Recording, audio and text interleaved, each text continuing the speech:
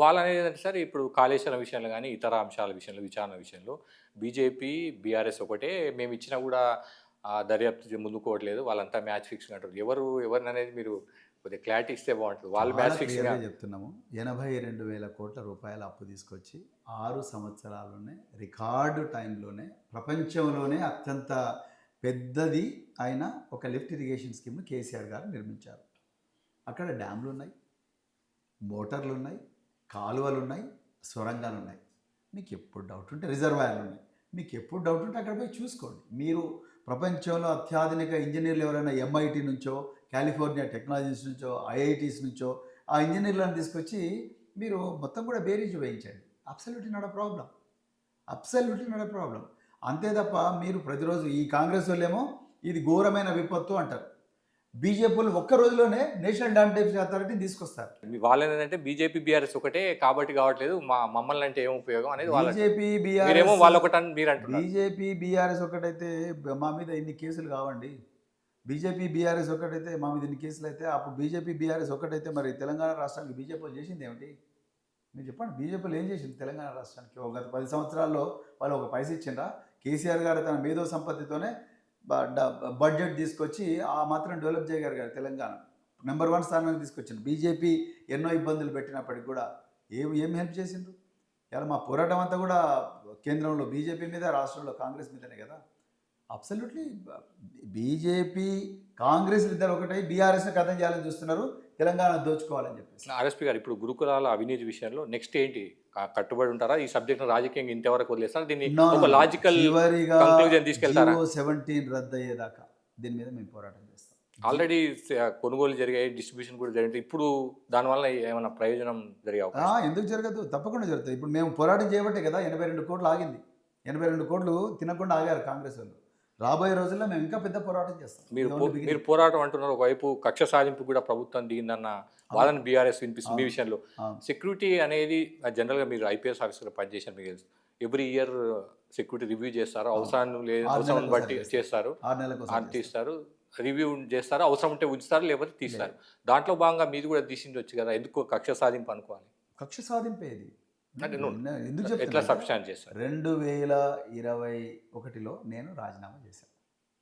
2026 వరకు, 2024, 25, 26 వరకు నాకెవరు కూడా ఒక మెమో ఇవ్వలేదు. నా గన్మెన్ విడ్రా చేసుకోవడం. నేను ఎప్పుడైతే బండి సంజయ్, రేవంత్ రెడ్డి యొక్క అక్రమ మైత్రి బంధాన్ని బయటపెట్టి ఆయన కొడుకు అత్యాచారం చేసి పారిపోతే ఆ పారిపోయిన నిందితుని దాచిపెట్టుకున్నాడు రేవంత్ రెడ్డి. ఇద్దరు పరస్పర సహకారం ఇచ్చిపుచ్చుకున్నారు, రైట్. అది మేము ఆధారాలతో బయటపెట్టాం.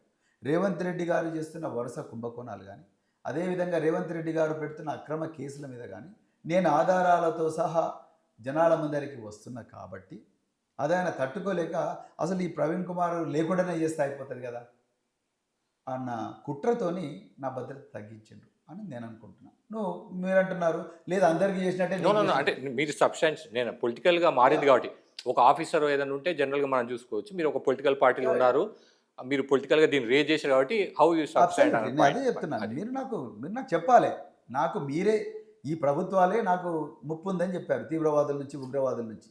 నీ కోసం చంపడానికి కొన్ని అంతక ముఠాలు కూడా తిరుగుతున్నాయని వాళ్ళే రైటింగ్ ఇచ్చారు. ఇట్టి నాకు గన్మెన్, తర్వాత బుల్లెట్ ప్రూఫ్ కార్ ఇచ్చారు.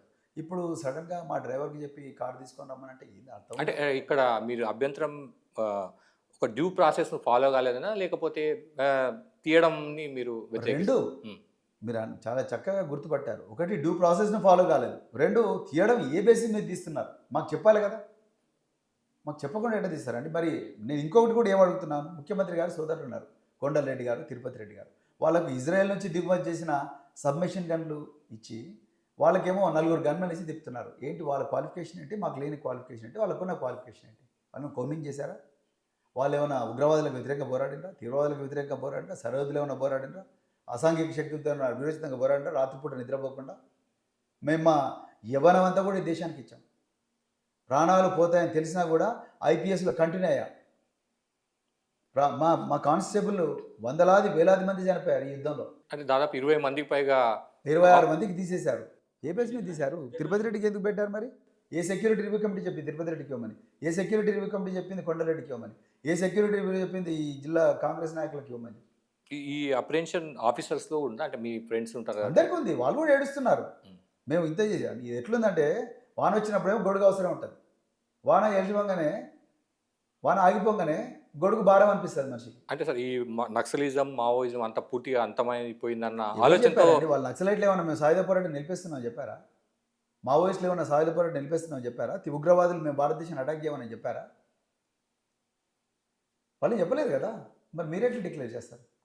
ఏ బేస్ మీద డిక్లేర్ చేస్తారు? అంటే ఇప్పటికీ ఇంకా మావోయిజం కానీ ఈ నక్సలిజం కానీ ఇంకా ఉందంటారా? సిద్ధాంతాల ఎగ్జాక్ట్లీ మంచి ప్రశ్న. సిద్ధాంతాల బేసిస్ మీద నడిచే పార్టీలు ఇవన్నీ కూడా. ఈ దేశంలో పేదరికం ఉన్నంత వరకు, ఈ దేశంలో వెనుకబాటుతున్నంత వరకు, ఈ దేశంలో అణచివేతున్నంత వరకు సిద్ధాంతాల మీద ఉగ్రవాద తీవ్రవాద పార్టీలు భావజాలాలు వస్తూనే ఉంటాయి. ఆ ముప్పు ఇంకా ఉంది. 100% ఉంది. ఎవరన్నారు లేదని? ఎవరన్నారు? లేకపోతే మరి చంద్రబాబు నాయుడు గారికి ఎందుకు Z+ కేటగిరీ ఇచ్చి NSG కమాండర్లు ఇచ్చారు? కేంద్ర మంత్రి అమిత్ షా స్వయంగా ప్రకటించారు ఇంకా దాదాపు అవునండి. అంతమైపోయింది. అప్పుడు అమిత్ షాను చంద్రబాబు నాయుడు గారు సెక్యూరిటీ తీసేయమని చెప్పండి. తీసేయాలి. ఆయనకు NSG ఆయనకు NSG ఎప్పుడు వచ్చింది కవర్? చంద్రబాబు నాయుడు గారు తిరుపతి అలిపిరి దాడి తర్వాత వచ్చింది. అలిపిరిలో దాడి చేసింది ఎవరు? నక్సలైట్లు. వాళ్ళు ప్రకటించారు కూడా, అయిపోయింది. దాని తర్వాత మరి ఇప్పుడు లేరంటున్నారుగా. మరి ఎందుకు? చంద్రబాబు నాయుడు గారు ఎన్డీఏలో ఉన్నారుగా, అమిత్ షా గారు ప్రకటించారు. మరి చంద్రబాబు నాయుడుకి NSG కమాండోస్ ఎందుకు? ఆయన ఎవరు చంపుతారు?